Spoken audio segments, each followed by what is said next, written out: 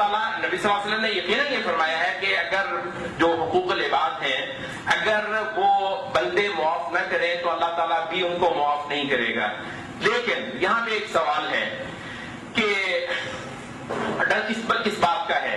ڈر مجھے اس بات کا ہے کہ اگر مجھے یہ معاف نہیں کرے گا تو مجھے اللہ معاف نہیں کرے گا. توحید تو پھر یہاں پہ اصل نہیں ہوئی. اگر اللہ ہی کا ڈر نہیں ہے, اللہ تعالیٰ ہی کی تعظیم اور اس کا ڈر اور اس کا خوف, اللہ تعالیٰ کا خوف کرنا توحید کا باقاعدہ ایک چیپٹر ہے.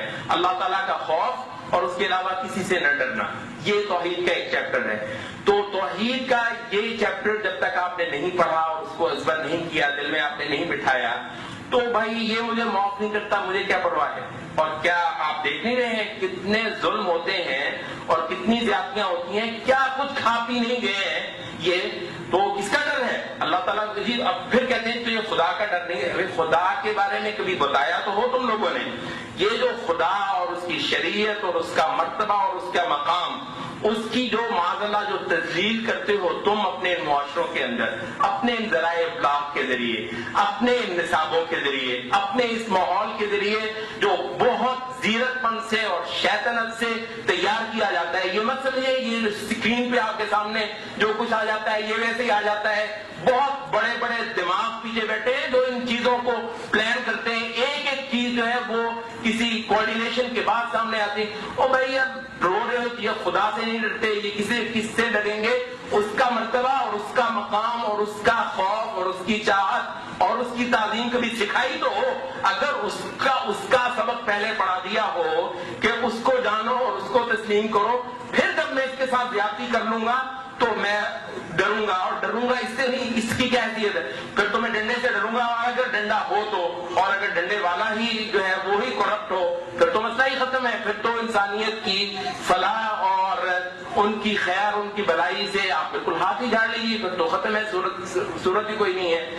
تو یہ جو حقوق العباد کا مسئلہ بھی ہے, یہ دراصل یہ توحید ہی سے پھوٹنے والا ایک انتہائی خوبصورت باب ہے. میں اس سے ڈروں گا, میں اس کو ایک تھوڑی سی بھی اذیت پہنچانے سے ڈروں گا, اس کے ساتھ کوئی زیادتی کر لوں گا تو 20 بار جا کے معذرت کروں گا کہ مجھے قیامت کے روز جا کے حساب نہ دینا پڑے. کس کو؟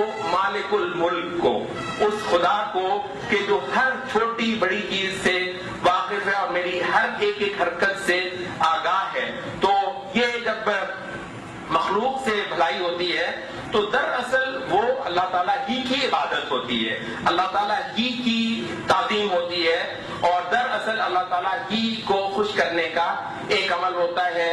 اور اسی وجہ سے آپ تھوڑی سی اگر آپ کے پاس وقت ہو تو کبھی سورۃ الدہر پڑھیے, اس کو سورۃ الانسان بھی کہتے ہیں.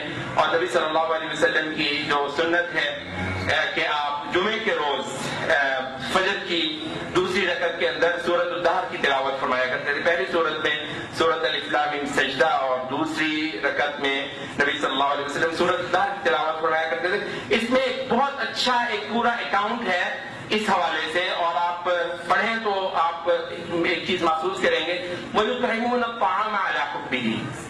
یہ ہے وہ لوگ, جب یہ لوگ میدان میں آئیں گے, یہ انسانیت نے ان چہروں کو کوئی صدی دو صدی ہوگی دیکھا ہی نہیں ہے. یہ وہ امت ہے موحدین کی جو کہ تقریباً روپوش دیکھے گئے پچھلے کچھ عرصے سے, اور اس وجہ سے دنیا اس وقت ڈھونڈ رہی ہے ان کو کہ وہ لوگ آئیں اور پھر سے وہ لوگوں کو بتائیں. ان کو صرف آخرت نہیں, یہ بہت غلط بات ہے کہ یہ انبیاء آتے ہیں اور دنیا کو آخرت کے بارے میں, دنیا آخرت کے بارے میں اور دنیا کے بارے میں بھی انبیاء ہی بتاتے ہیں, دنیا کے بارے میں بھی, بلکہ دنیا ہی مزرعۃ الاخرہ, یہ دنیا ہی کی کھیتی کو ایسے سنوارتے ہیں کہ آخرت ساتھ میں خود بخود سنور جاتی ہے. تو یطعمون الطعام علی حبہ مسکینا ویتیما واسیرا, وہ کھلاتے ہیں, کھانا کھلاتے ہیں علی حبہ, اس کی محبت میں, پیٹ کاٹ کے اپنا ایثار کر کے قربانی کر کے. یطعمون الطعام علی حبہ مسکینا ویتیما واسیرا, مسکین کو, یتیم کو اور اسیر کو کھلاتے ہیں. کیا کہتے ہیں؟ انما نطعمکم لوجہ اللہ. یہ ہے اسلامک این جی اوز, یہ ہے اسلامی بھلائی.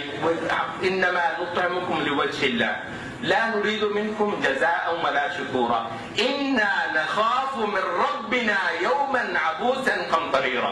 وہ کہتے ہیں کہ ہم تمہیں صرف اللہ تعالیٰ کے لیے اس کی خاطر تمہیں کھلاتے ہیں. لا نريد منكم جزاء، ہمیں تم سے کوئی بدلہ نہیں چاہیے. ولا شکر، شکریہ بھی ہمیں مت کہو. اور کیا کہا، الا نخاف من ربنا، ہم تو اللہ تعالیٰ سے بڑے ہی سخت کٹھن تلخ دن سے ڈر رہے ہیں، اس کے آنے سے کہ وہ اس کا سامنا ہمیں کرنا پڑے گا.